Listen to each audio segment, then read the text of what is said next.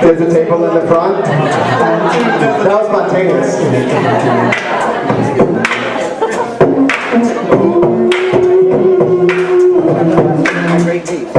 There's a table in the front. Start the show.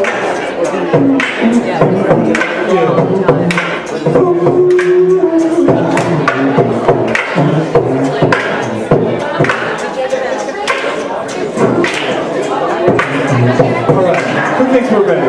All right. Woo! Come on now. I think we're ready. Thank you very much, everyone. That was totally spontaneous, as you can probably tell. How's everyone doing tonight? Fantastic. Welcome to the Loft Sessions. Thank you all for coming. And before we start, I just wanted to give a big thank you to our special guests, Dr. Elizabeth DeBoll, Dr. Tom Steininger. All the way from Germany. And Tom is awesome. We have fabulous art in the back from one of our favorite nonprofits, Artists for Humanity.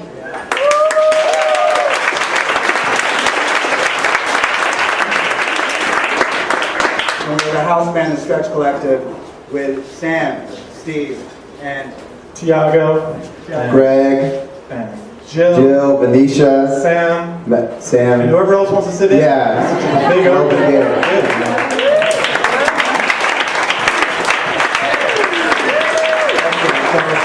welcome everyone. My name is Kenzo.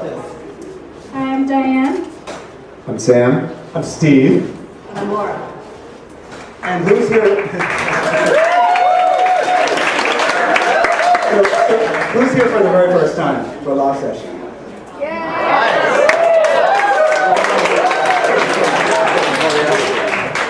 All right, so I'll just give a recap of who the Loft Sessions are, what we're all about. So this is our fourth Loft Session, and a group of us up here and a group of our friends, at the end of last year, we just had the idea, we wanted to create a new kind of culture and community in Boston based on the very powerful idea that creativity is not something that we do, but it's who we are.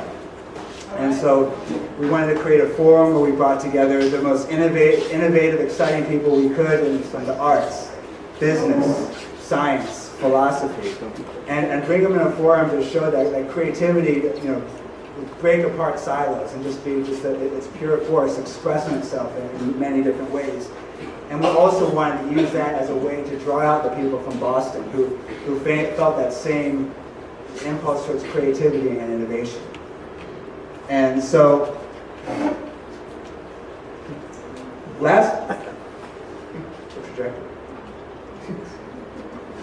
They've been great. They've been great. They're very spontaneous. And something else too is that what part we want to do is we really want to be on like a journey together. So for those of you who've been to other sessions, you see that each time they're very different because what happens in one session will inform what happens in the next one. So for those of you who were last month, you can see that we've already changed things around, and everything that happens tonight is going to inform what happens next month. So, one thing that happened last month at our Loft sessions, we realized that the momentum we were trying to build in terms of everything Kenzo's speaking about and creating community, coming together in deeper ways, it just hit us so much harder because of, we were planning the Loft session, everything as normal. We had a speaker, we had our artist, everything was going well, and then the Boston bombing happened, and it happened to all of us. And, in particular, I and Sam and Laura, we were injured in the bombing, so it was very present in our experience. And so we were, even the day after the bombing, we were wondering, well, what do we do about the Loft sessions? We have it this Saturday. So the whole week, trying to heal, but also just trying to think what's going to be the best response to this. And it wasn't until Friday night, after we all experienced the lockdown, that something released, and we wanted to. We were questioning, what do people need? What do we need? Do we need time to rest? Does everyone need to be left alone? But it was just everyone, all of us, we all lived together. It was just like, no. We really want to come together. We think, we get the sense that other people also want to.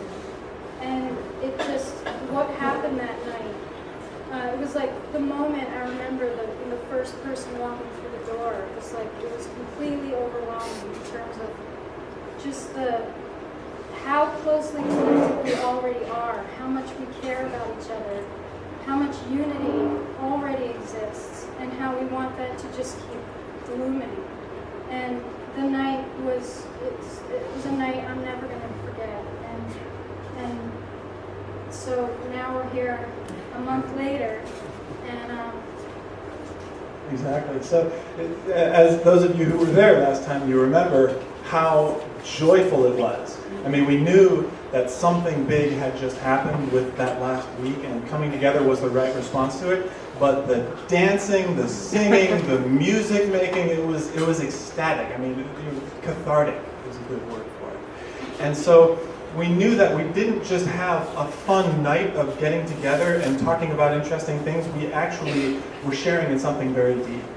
And so what we were inspired from there to figure out that thing that emerged, that what we were sharing, that kind of unity and joy, is that something that we can bring forward, not just in these moments of coming together, these moments of tragedy where everyone's kind of reflecting on things and really connecting with our deeper connection, but really a way that we can live together, a way that we can be in the world together, a kind of culture that we can create, kind of liberating the human spirit for good, ongoingly, not just in special occasions. So that's what emerged last time very powerfully, and so that's what we were sort of looking towards for this next session, and that's the purpose of tonight, is to take what happened last time and really run with that as deeply as we can, figure out what that was all about and what we can do about that. Exactly. And so whether you were there with us last month or not, really the question that we have been really thinking about a lot, and I think it's been part of our broader community, is how do we liberate the human spirit for good? Because that's something that really did emerge so much following that tragedy, and it's not something that necessarily needs to die away. And how do we actually have that be something that lives on? And so, what does it actually mean, the human spirit? What is it, and how do we liberate it for good? The kind of authenticity and the dropping down of barriers between people, of goodness, a true care, a transparency, all of these things that are really at the, when we're all at our best. if that can emerge following a tragedy, let's have it be the culture that we all share all the time. And so tonight really is a chance for us to explore that question more deeply, and with the help of Elizabeth and Tom. And as we've been really talking about this and thinking about it, one of the things that we want to share with you tonight is that Sam had written about his experience and also our experience following the bombings down at the finish line that day, and it was published in the New Republic. And so he wanted to share it with us all tonight because it helps set some of the context for what does it really mean for us to live in an extraordinary way, really every single day.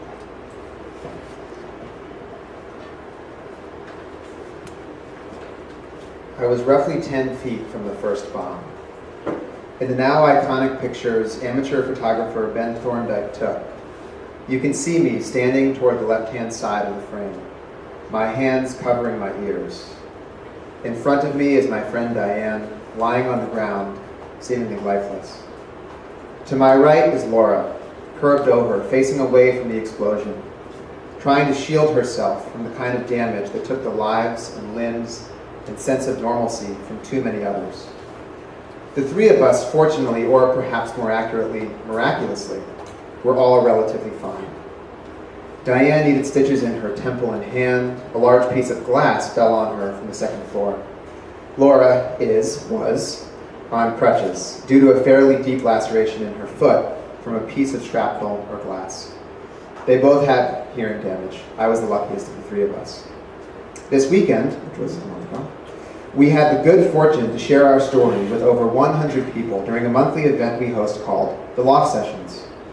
We had planned to bring former Law & Order star Linus Roach up from New York City to give a talk.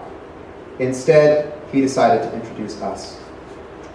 Step by step, we recounted the events, from the joy of seeing our good friend Kenzo race toward the finish line, to the disorienting shock and horror of being at the epicenter of the first terrorist attack on U.S. soil since 9/11, to the slow, confusing, and emotionally complex process of psychological and physiological recovery. It was powerful to share our story with so many close friends and new acquaintances. Afterwards, we played music. We cried, danced, laughed, embraced. But perhaps more powerful than the story, than the tears and the physical proximity of friends and loved ones and sympathetic strangers, was the recognition that we are all deeply, profoundly, and inextricably connected. Indelibly and inarguably interdependent.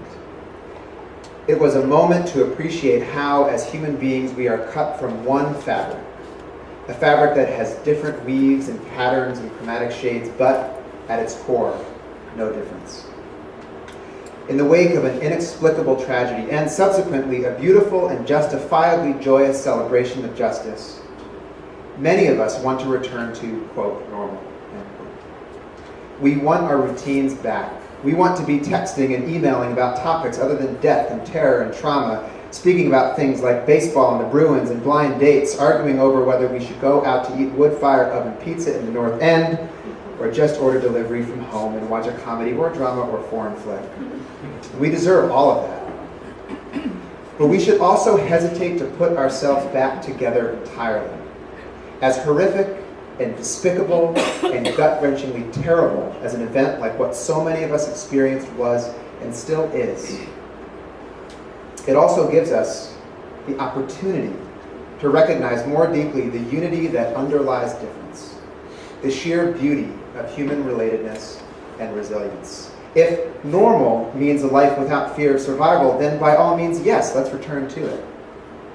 But if it implies a society still plagued by indifference, isolation, alienation, and narcissism, then let us turn this moment into a stepping stone, one upon which we open ourselves ever more widely to one another, and in the reverberating halo of the blindingly bright light our city and people demonstrated last week, rethink how we live, relate, work, and govern. We will not defeat terrorism through superior technology and intelligence and policies alone. Those things are, of course, entirely necessary and important. But if we are to truly defeat the principle of terror, that intention that exists in the darkest parts of the human psyche to inflict indiscriminate harm on the innocent and unsuspecting, we must find a way to, as the great Jesuit priest and paleontologist Pierre Teilhard de Chardin wrote, turn suffering into spiritual energy. Let us return to normalcy and routine, but let us also bear witness to the suffering we have all seen and shared by evolving to a place in ourselves and in society that is anything but normal.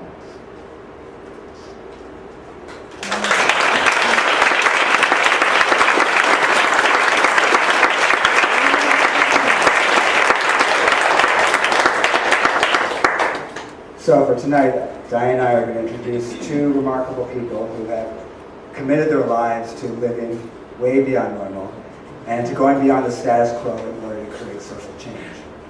Dr. Elizabeth DeBold and Dr. Tom Steininger. And so something that Elizabeth and Tom both share that's very similar is from a young age, they're both very active in changing our structures without. So what I mean by that is our cultural institutions, our political systems. And then over time, they started to focus in to research and study the structures within. So that means that the values that we share, the way that we relate to one another, what makes up the very essence of the human spirit, in order to come together beyond the boundaries that normally separate us. And Diane is going to speak about Elizabeth's background. So Elizabeth, first off, I can't help but say, is a mentor of mine, and I've been working with her for 8 years, and I've always looked up to her in her commitment to both diving in always so deeply into cultural evolution, but also spiritual evolution. And she's just been always pushing the edge, and I thank her for that. So Elizabeth DeBold's lifelong pursuit of freedom, creativity, equality between the sexes, and positive cultural change has taken her from door-to-door activism for the Equal Rights Amendment to groundbreaking research on gender development at Harvard University to cutting-edge cultural and spiritual investigation at Next magazine. As one of the world's foremost authorities on gender development, Elizabeth wrote the bestseller, Mother-Daughter Revolution. And this book got such response that it brought her to speak with Oprah, to get an interview on NPR, and to also get on to Good Morning America. Had to mention that. She's kind of a big deal. It's kind of important. So Elizabeth was a founding member of the Project on Women's Psychology and Girls' Development, directed by world-renowned feminist and ethicist, Dr. Carol Gilligan. Elizabeth also taught at Harvard University, the New School for Social Research, and served as academic director of the Master of Arts program in Conscious Evolution at the Graduate Institute. She then moved into a slightly different track where actually the Graduate Institute will relate to this as well, but after researching and really looking into what it means to help girls develop, to be truly liberated, she realized that she herself needed to be liberated, and also the women she was working with also needed to dive deeply into what does liberation truly mean. So she was drawn to Enlighten Next and the work of spiritual teacher Andrew Cohen, and soon became an editor and senior editor of Enlighten Next magazine, and also worked with a group of women very closely for more than 15 years, just exploring what's it going to take for us to be liberated, for us to create a culture that expresses the deepest of the human spirit and really, really has the power to change culture. So this has been her work, her dedication. She's taught thousands of women through seminars around the world, currently working in Germany, in Europe, not just Germany, but Paris, France, Austria, I'm not sure where it's yet. But she's doing great work. And now I'm going to hand it over to you.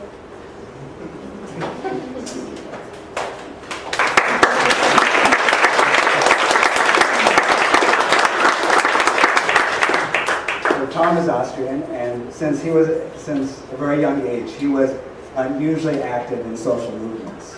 And apparently, when he was young, you would most likely find him out in the streets protesting rather than being in class.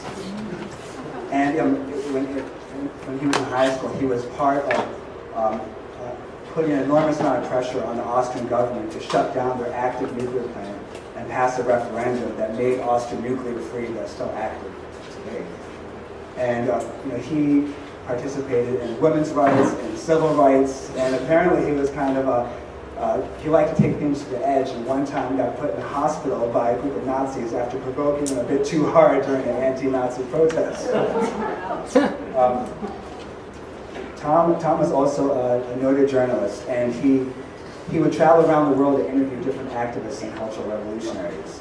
And there was a defining moment for him when he went to the Philippines to cover the resistance against the Marcos regime. And he was invited to interview a particularly radical faction of the Maoist guerrilla army there. And when he spoke to one of the leaders, there was something that moved him tremendously. It was beyond his intellectual brilliance, but there was this inner fire, a vision, and a spark that moved Tom deeply and made him realize that social change wasn't only pushing against external structures, but it was something that had to come from deep within. And to more understand what was that deeper inner spark, Tom dramatically changed his course from being a social activist, and he pursued a doctorate in philosophy at the University of Vienna. And for those of you who are familiar with integral philosopher Ken Wilber, in 1985, before anyone knew who Ken Wilber was, Ken Wilber's work was the backbone of Tom's dissertation. And so since then, since 1985, Tom's dedicated himself to understanding the inner dynamics of change in the individual and the collective. And today, he has created an absolutely incredible movement in Germany of microcultures of people who endeavor to come together beyond the boundaries that separate us. And he's also a prominent speaker to address the larger cultural forces at work in this country. For instance, he's led 1,000-person seminars for people in Germany to face the Holocaust and the country's role in World War II in order to heal and move forward. So we have two extraordinary people who are going to take us tonight to talk about how can we change culture together.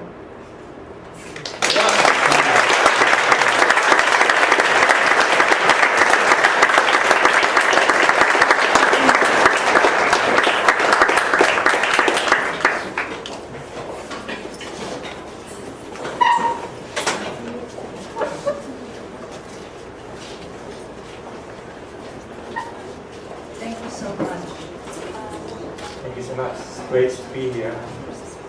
It's fantastic that so many people are inspired by the idea of communication that can change culture.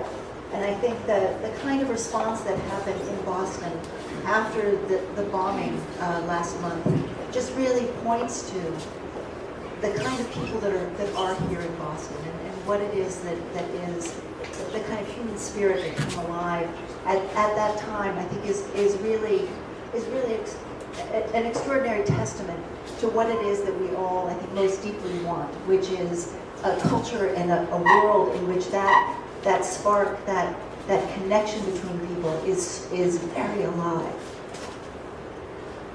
It was interesting when we were standing behind you and listening to our friends giving this introduction.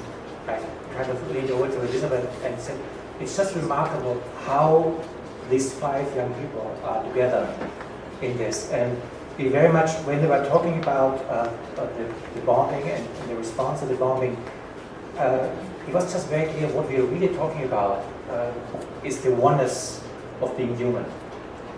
And on one hand, this is a very simple thing to talk about, the oneness of being human, and the oneness of the human experience. And I think it is in the end as simple, but to really be aware that in spite of the fact that we are all so different individuals, there's something that we are together in already comes out in moments of catastrophe sometimes.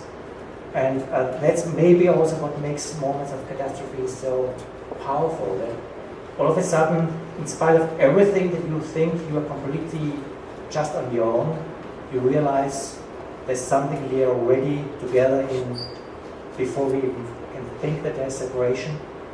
This is something that is powerful in moments of fear of survival, like a catastrophe, but this is something that maybe is a very fundamental foundation of human experience as a whole, and maybe this is something that we really also can build a great culture on. And in fact, also coming from the social activism that was described in very different ways, and it was interesting. Elizabeth and I went through very similar experiences on different continents. I in Europe, and Elizabeth in America here.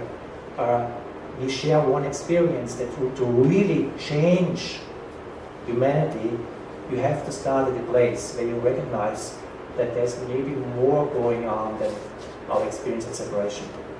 Which is definitely not normal. And I think that the title of Sam's piece is "Let's Not Go Back to Normal." And if you think about what it is that these moments reveal, as Tom was saying, it reveals something about what it is to be human, that we meet in our shared humanity, a place that is before our identities, before I'm me and I have my own personal life and my own personal history, and you have your personal history and your cultural background. There's a place that we meet that is just human. And that just human place is not where we normally live. And it's not where we normally live from. But that the recognition that this is so is something that is very easily present to us if we put our attention on it. So while moments like dramatic and painful and frightening moments, like what happened with the bombing at the marathon, shock us beyond ourselves and beyond our sense of who we are, to realize, wow, I'm human first. We can make the choice to live from that place all the time. We can make the choice to live beyond the place that we usually fix ourselves. Because if you think about it, we often walk around, we have our lives, we have our to-do lists and the things that we need to do, and we approach life from this very narrow place, rather than letting that go, which is often what happens at these big moments, that something drops. But we can drop it by choice and open to a deeper sense of who we are. In fact, this moment that Sam was describing, when I was a long time ago a journalist in the Philippines around the downfall of the Marcos regime, and where I did these interviews. These were both interviews with quite powerful resistance leaders. One was the leader of the Communist Party, which was a brilliant man who just came out of 10 years of prison. I can remember the interview very well. He was really very impressive in his intellectual grasp of the social situation. And the next day I had an interview with a guy who was the leader of a group called Christian for National Liberation, a priest. And I just recognized, this is a recognition that really was a very important recognition for my whole life, that when he was talking about revolution, he was talking about something very, very different.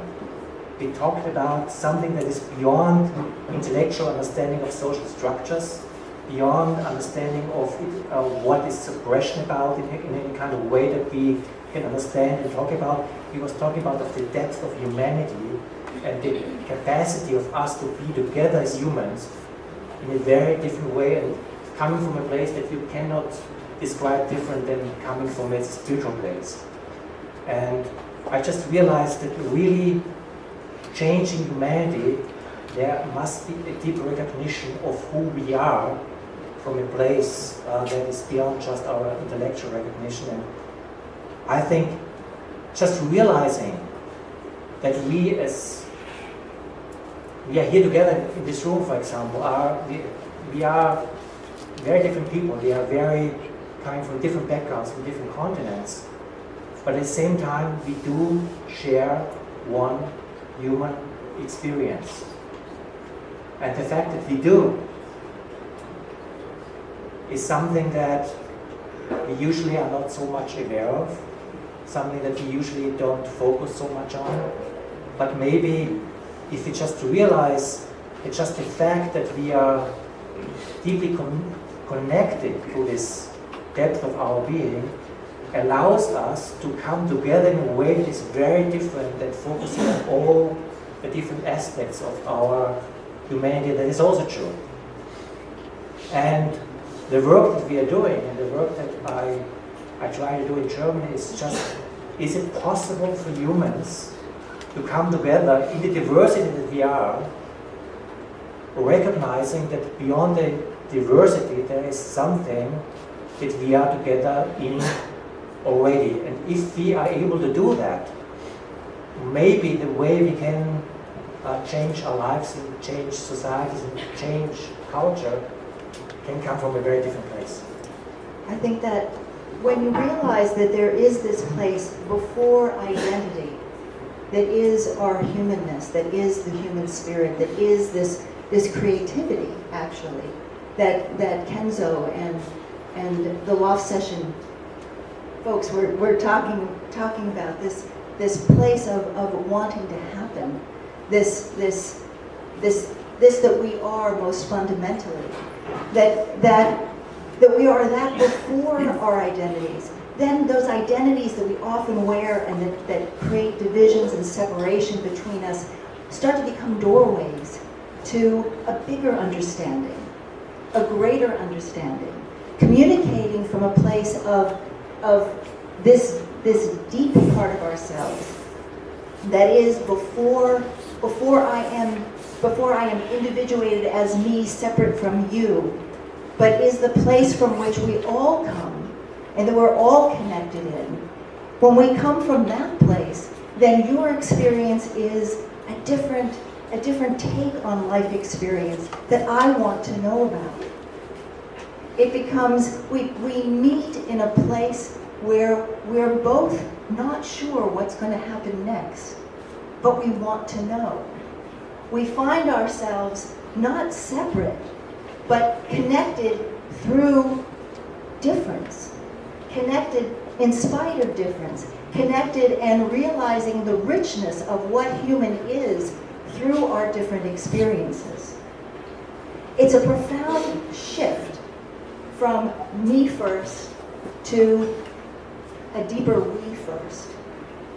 It's a place from which things can happen that we hadn't expected before, because we're open to knowing what human means through you, what human means through you, what it is that the human experience can give us as we're here in a process, a creative process together that is human communication. For example, we just can very simple look at the experience of being together in this evening that we are here together right now, and can see that the way how we look to this shared experience that we're having, you can look from different perspectives.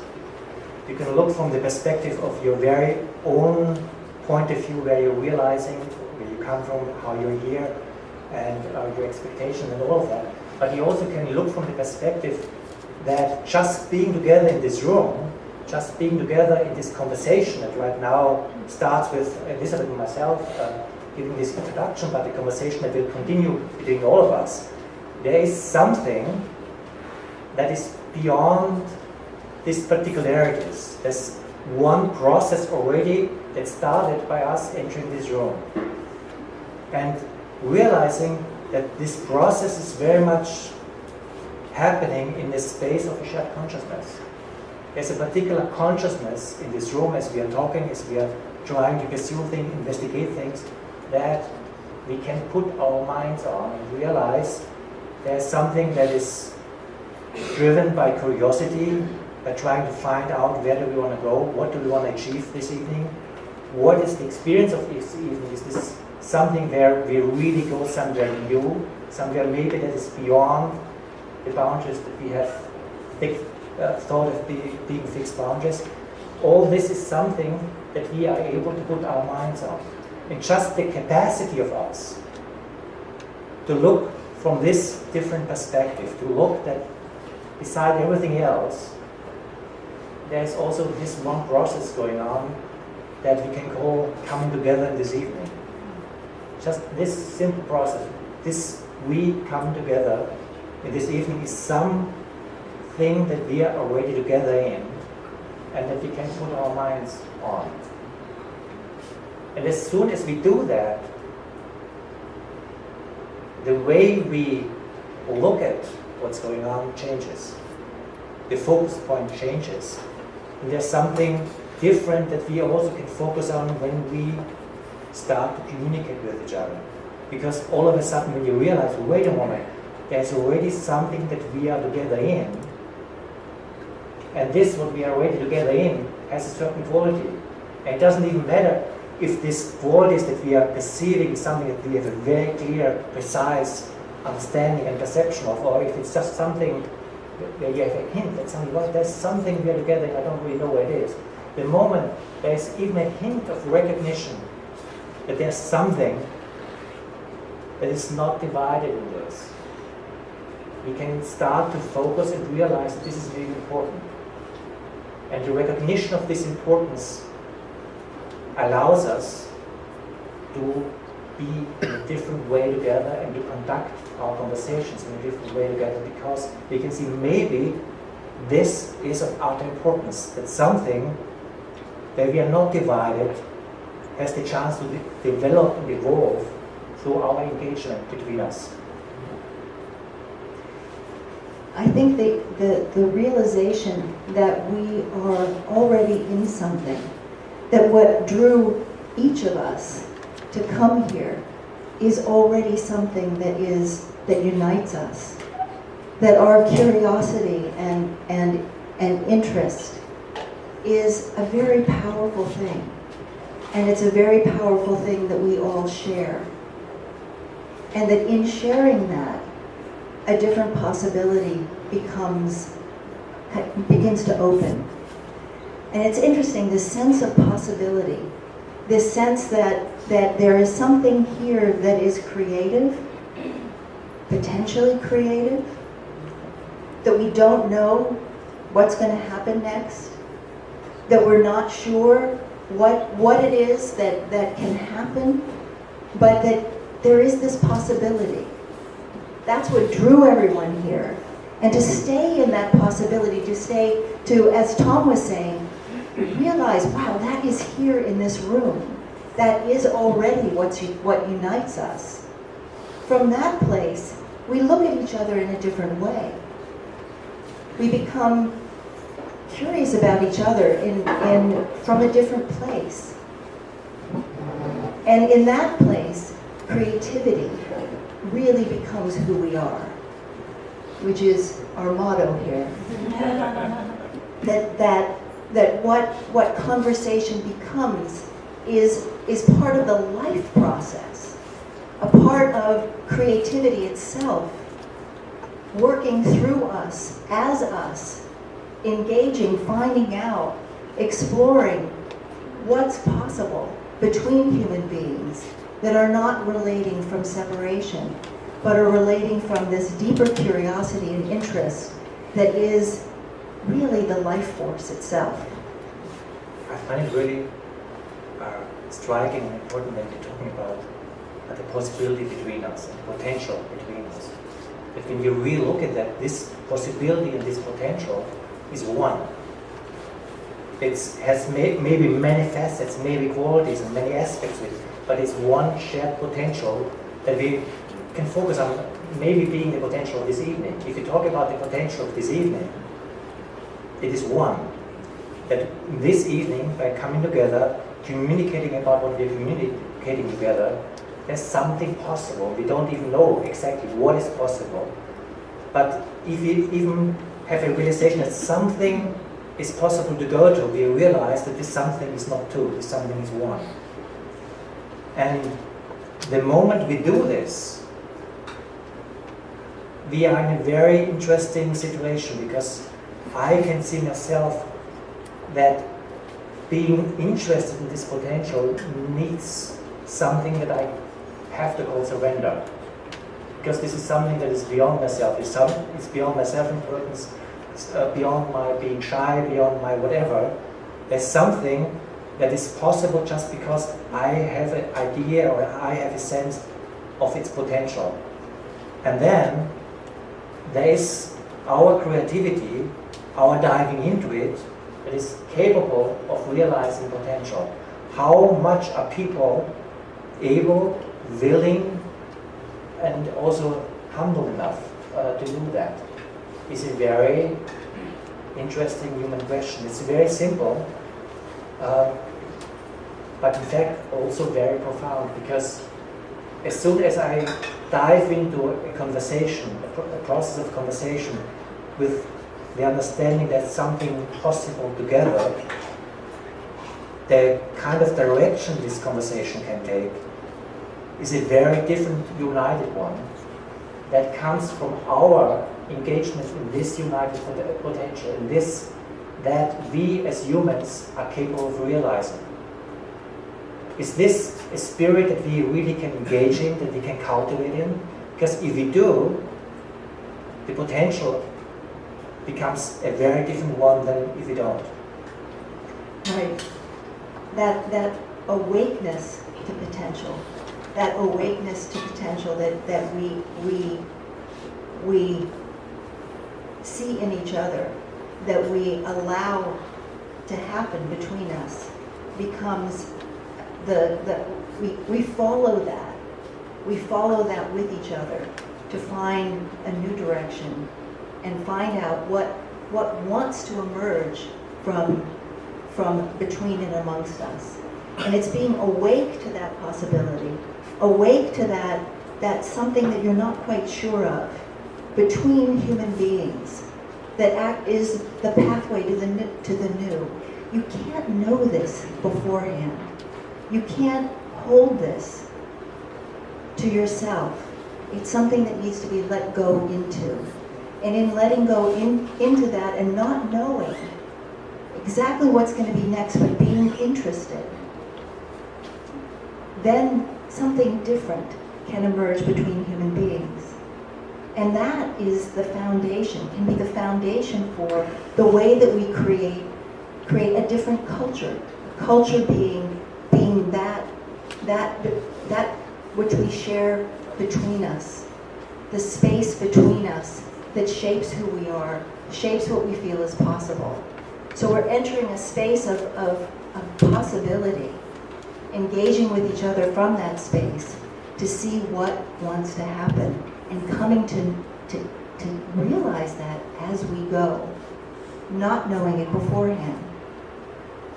That's the only way new can happen. The work that we do in Germany, part of the work that we do in Germany, we call evolutionary dialogue. And these are kind of engagements where we, in different circumstances, like in kind of discussion evenings or in also bigger congresses, we kind of engage people in a form of dialogue that we call evolutionary dialogue, where we ask people to really focus on something that is beyond their sense of separation, and focus on something that is already united in a united potential of the process they're in this particular circumstance. And one particular thing we ask everyone to do is to focus more on what people don't know yet already than what people think they know already. To focus more on what I don't know already than what I think I already know.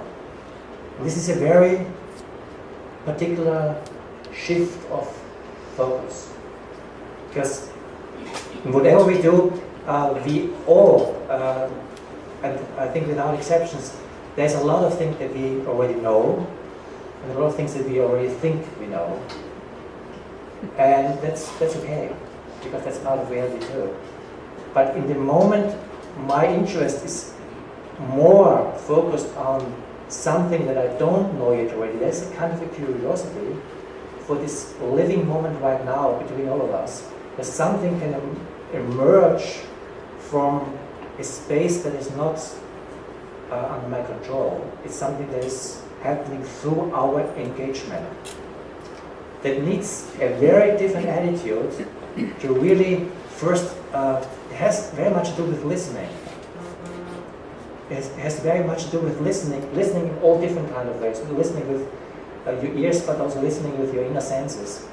That there's something that maybe you don't know already, which is emerging in this very moment as human beings are together. And it's very fascinating to the degree people do that, to the degree we do that, something that we don't know yet has the chance to really emerge between us. And you can see that in the end, it is our disinterest in this potential that usually prevents this potential from emerging. And our experience is to the degree that people engage in this curiosity and also in this humility to be interested in something that we don't know yet. There's a creative process arising out of that that usually by far surpasses the creativity that can come without that. And it's a kind of a cultivation. It's a cultivation of a certain consciousness and a certain orientation that is very aware that we are already part of the life process as a whole. And the life process as a whole, particular in engagements like this, is very much also a life process that is alive in the process of culture and consciousness, because it's a living culture that has the chance through us to reach new levels, new grounds, new unseen potential. But how deeply am I really interested to really be part of this life process that is bigger than my ideas of myself, bigger than my ideas of life? It's coming out of my curiosity in life itself and the potential of creativity itself as human people are engaging with each other. To hold this as something that we cultivate as a culture between us creates a different way of coming together. For small groups, for groups like this, but in the end, I'm very convinced it's not just groups like this, it's something that has very much to do with society as a whole. That there's a culture that really is capable of holding something beyond my particular self-importance. And that's a potential of human beings coming together beyond ego. I think that's one way how you could define this. And ego meaning the fixed identities that separate us, the fixed ideas that we hold that end up being walls between us. So what we want everyone to do is we're going to be dispersing to have food and drink and talk and to experiment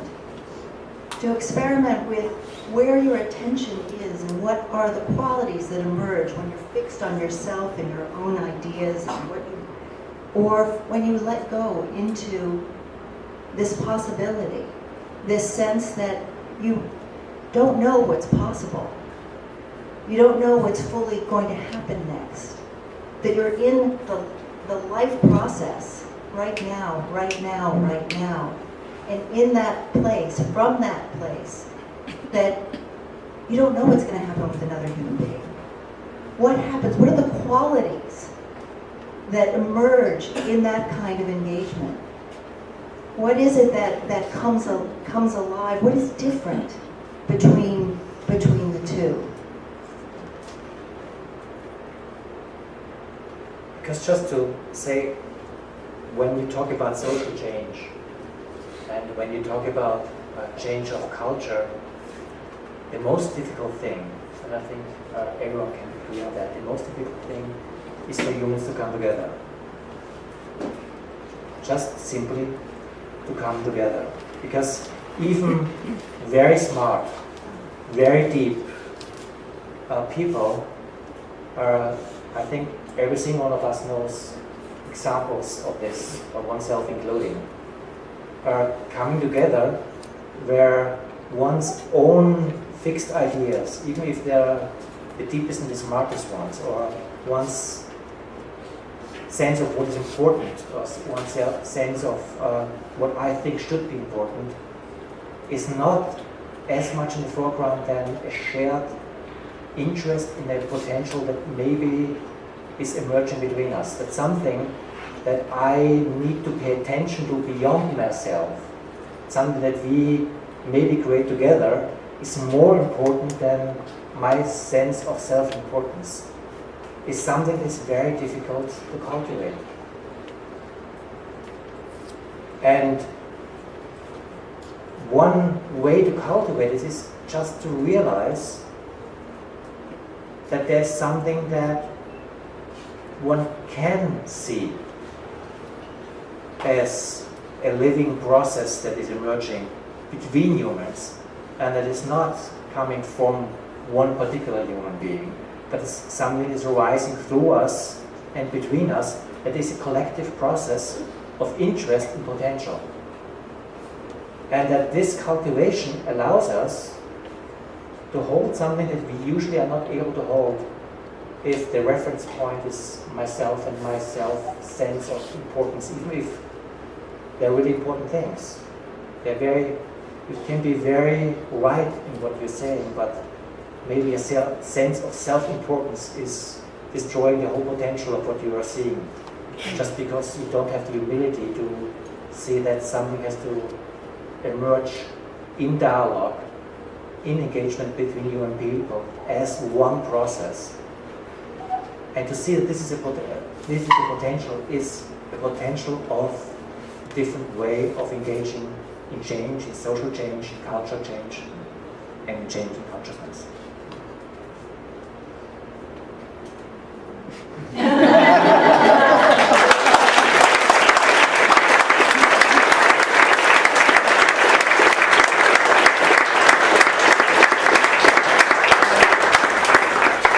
Thank you very much, Elizabeth and Tom.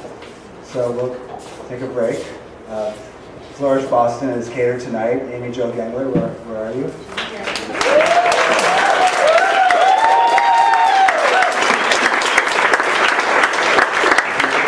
Enjoy, talk, and keep in mind Tom and Elizabeth's pointing out instructions. I'll come back in about 20 minutes or so, and a good chance for anyone who wants to engage in a dialogue with Elizabeth and Tom about what they spoke about and their own experience. Thank you very much.